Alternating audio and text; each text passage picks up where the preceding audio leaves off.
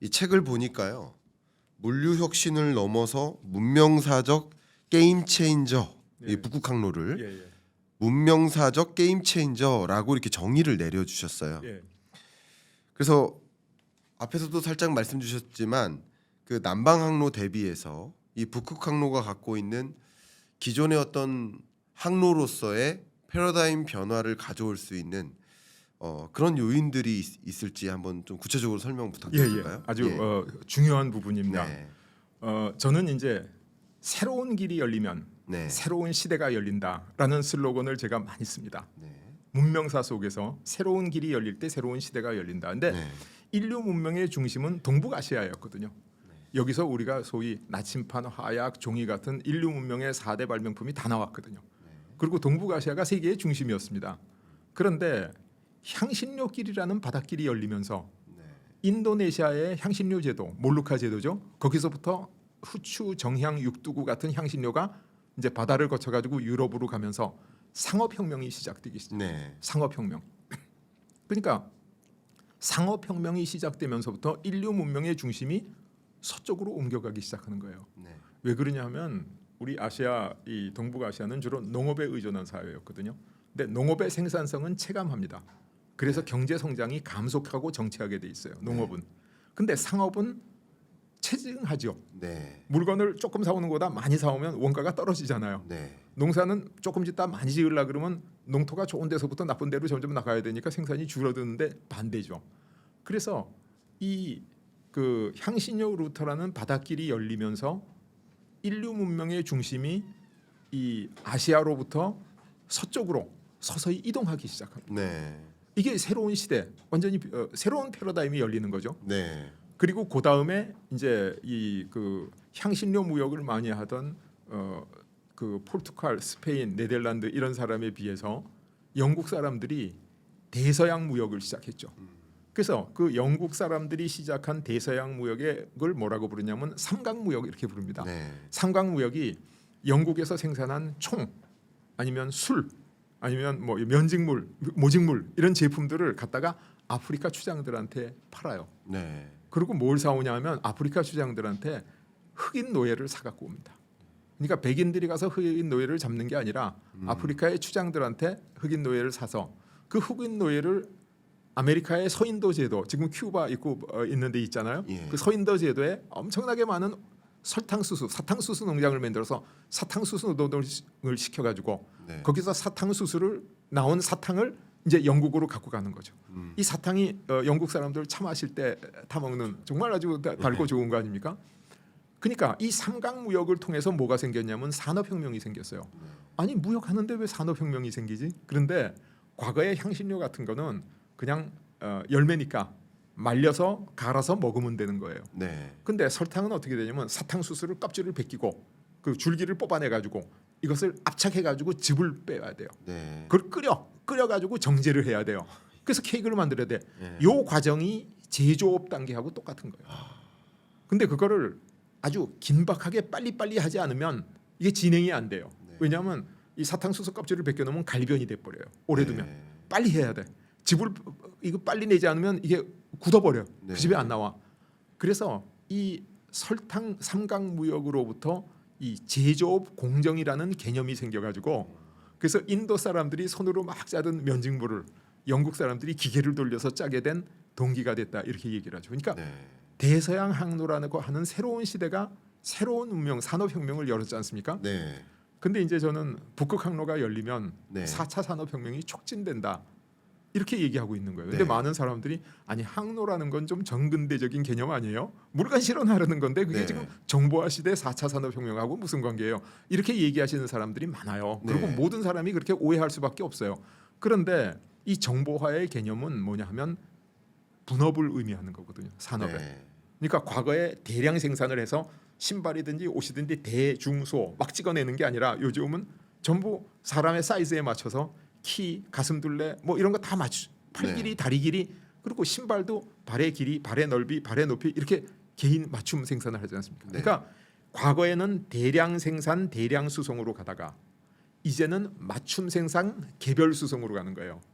그러니까 예를 들어서 운동화를 뭐 많길래 만들어 가지고 그냥 컨테이너에 집어넣으면 그게 컨테이너 한 개 될지 두 개 될지 제가 넣어보진 않아서 잘 모르는데 네. 그걸 만약 하나씩 개별 생산해서 포장을 하면 부피가 5배, 10배 커진다는 건 우리가 충분히 알 수 있잖아요. 네.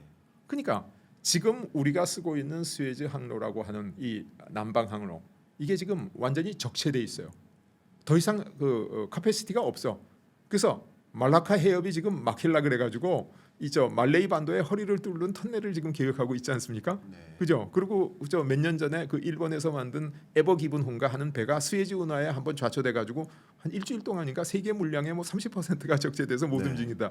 그래서 이 남방 항로가 지금 차선 넘치고 적체되고 있는데 북극 항로가 열리면 이 북극 항로로 그 물량이 전부 대체가 될 수 있는 거죠. 네. 그러니까 북극 항로가 남방 항로보다 사실 꼭 부산에서부터 유럽의 로테르담까지를 보면 거리가 가깝습니다. 한 30%. 네.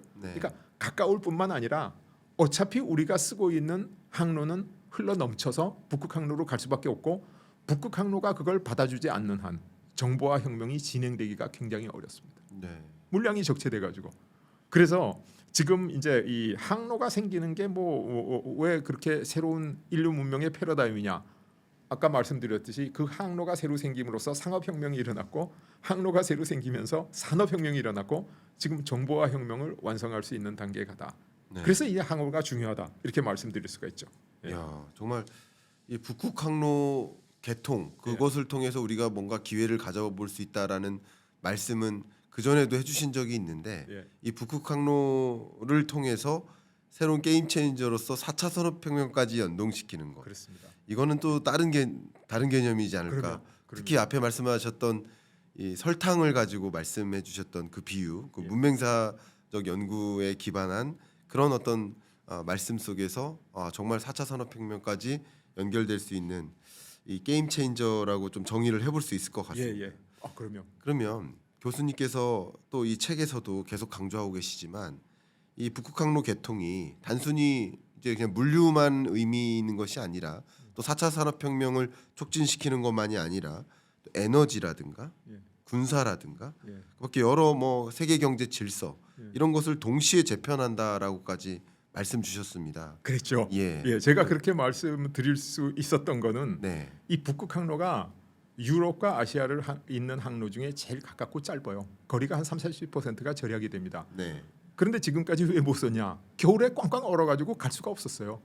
그래서 영국 사람, 네덜란드 사람들이 이 북극 항로를 개척하려고 굉장히 많은 노력을 했습니다. 네. 그래서 뭐 유명한 사례가 네덜란드의 바렌츠 선장이라는 분이 북극 항로를 개척한다고 범선을 타고 북극해로 들어갔다가 노바야 젬라 군도라는 데서 겨우 얼어버렸어요. 배가 네. 결빙이 됐어. 그러니까 움직일 수가 없는 거예요. 네. 그래서 봄이 올 때까지 거기서 기다려야 돼. 배가 얼은 채로 그냥 바다가 다 얼었으니까. 네. 그래서 겨울 내내 그냥 그 백곰, 그 북극곰도 잡아먹고 물개 사냥도 하고 그래서 겨우겨우 연명하는데 네. 너무 추우니까 이 배의 갑판까지 뜯어내 가지고 다 뗐어요. 그러니까 막 배라는 게 이 물에 뜰 수 있는 부분 외에는 모든 나무를 다 뜯어서 떼버렸어요. 그리고 그 다음 해 이제 그 여름이 와가지고 배가 녹아 내려가지고 이제 돌아왔죠. 근데 바렌츠 선장은 거기서 죽습니다. 돌아오지 못하고. 그런데 그 선원들이 돌아왔는데 놀라운 사실이 배 갑판까지 뜯어내서 다 떼면서도 거기 화주들이 맡긴 상품들 이거 하나도 건드리지 않았어요. 네. 그래서 그때부터 네덜란드가 아주 그 신용도가 올라가서 네덜란드 상인한테 내 물건을 맡기면 목숨보다도 귀하게 아껴준다.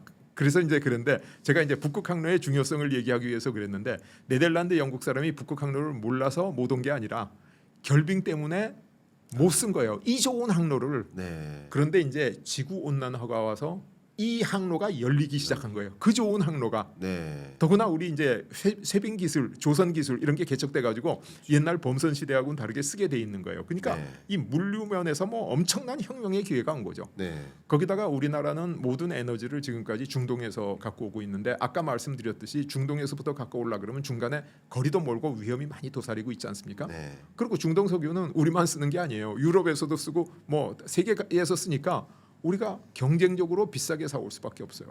바이어스 마켓이 아니라 셀러스 마켓이었으니까.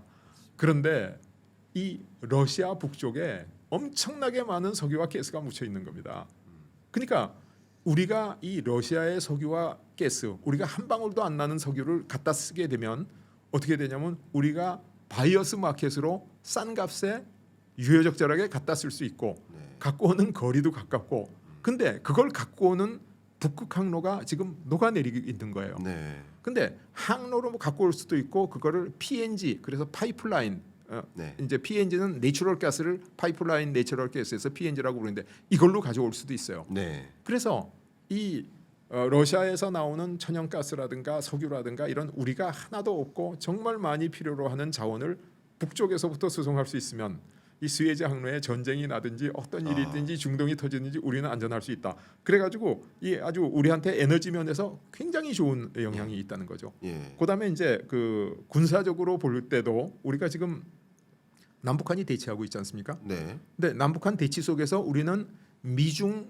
패권 전쟁의 양자택일 속에 놓여 있는 거예요. 네. 우리의 선택은 미국이냐 중국이냐 둘밖에 없는 거예요. 네. 그럼 우리를 위한 최선의 선택이 미국인지 중국인지 이론이 분분하지 않습니까? 각 어떤 선택을 해도 좋은 점과 나쁜 점, 기회와 위기가 공존하고 있으니까. 근데 기회가 선택지가 많아지면 우리한테 더 좋은 선택을 할 수 있잖아요.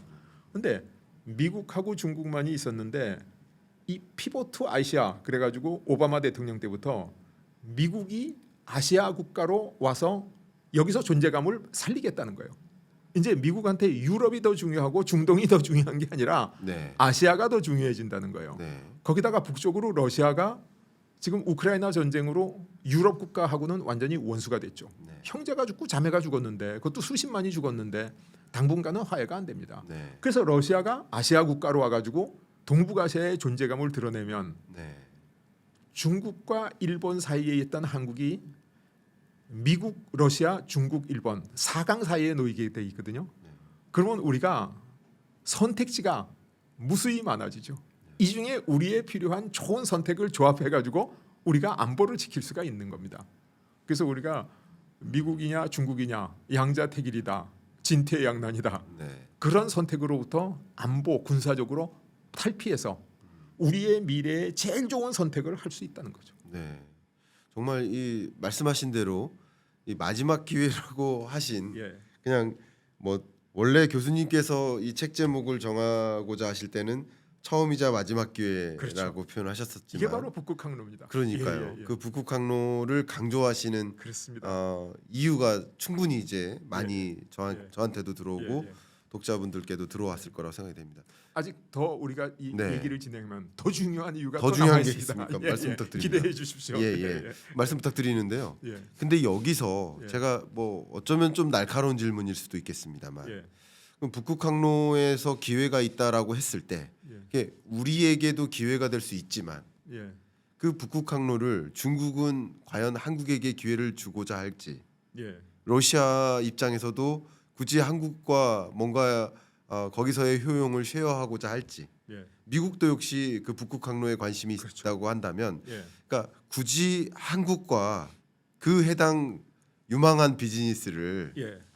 나눠 먹기식으로 가져가고자 할지 예. 또 그냥 그 비즈니스적으로도 그렇지만 두 번째는 군사 안보적으로도 예.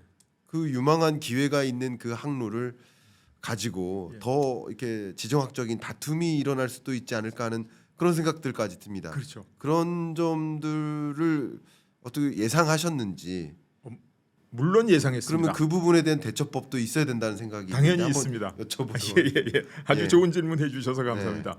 좋은 질문이라는 건 이제 이 하고 싶은 말, 내가 이 얘기를 꼭 하고 싶은데 그걸 물어주시면 제일 좋은 질문이거든요. 다행입니다. 근데 제가 꼭 하고 싶은 얘기를 물어주셔서 그런데 네. 우선 이제 그 중국과 일본, 그다음에 미국과 러시아가 과연 어떻게 협력하고 어떻게 견제할 것인가가 이 얘기의 전체거든요. 네. 그래서 그건 뒤에 천천히 쭉 나올 텐데 제가 이제 마지막에 언급하신 전쟁 문제에 대해서 먼저 말씀드리겠습니다. 네. 사람들이 전쟁을 전쟁 안보 문제다 이렇게 얘기하는데 네. 사실 전쟁은 경제 문제입니다. 왜 그러냐면 옛날에 전쟁이 왜 일어났냐 하면 우리 이 채널을 시청하시는 시청자나 이런 분들은 대개 멜더스의 인구론 정도는 다 아시는 지식인들이신데 멜더스의 인구론에 의할 것 같으면 식량 생산은 산술급수적으로 늘어나는데 인구는 기하급수적으로 늘어난다. 그 얘기는 식량이 부족해서 배고픈 사람이 많이 생긴다는 거거든요. 네.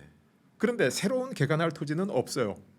개간할 토지가 있다 하더라도 제일 좋은 토지에서 생산하니까 나쁜 토지를 개간하려 그러면 돈만 들고 힘만 들고 얼마 식량은 나오지 않아. 가장 좋은 방법이 옆에 있는 나라의 좋은 땅을 뺏는 거예요. 그래서 이 멜더스의 인구론에 의해서 네. 토지 생산성이 떨어지고 인구가 기하급수적으로 늘어나는 경제 현상이 모든 전쟁의 근원이었습니다. 그래서 왜 옛날에 전쟁은 이웃 나라, 옆에 나라하고 하지 멀리 있는 나라하고는 전쟁 절대 안 해요. 할 네. 이유가 없는 거예요. 옆에 있는 나라 땅은 뺏을 수 있지만 멀리 가서 땅을 뺏을 수는 없지 않습니까? 네. 그죠?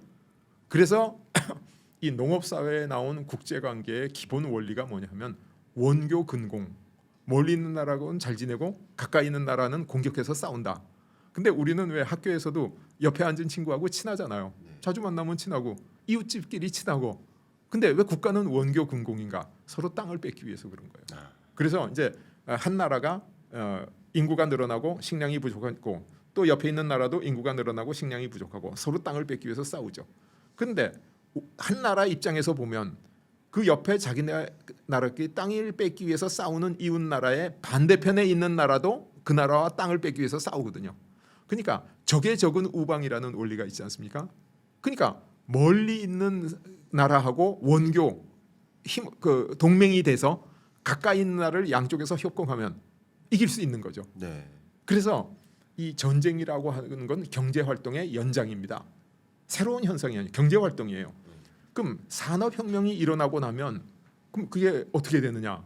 산업혁명이 일어나면 원교 근경이 아니잖아. 자기 나라에서 생산하니까. 네. 그런데 이 산업혁명이 일어나고 나면 생산 요소가 있어야 생산을 하잖아요. 네. 농사는 땅만 있으면 짓는데 네. 근데 생산 요소라는 게 원자재도 있고 원료도 있고 소재도 있고 부품도 있고 장비도 있고 많이 있잖아요. 네. 그러니까 이걸 한 나라가 다 갖고 있을 수가 없는 거예요.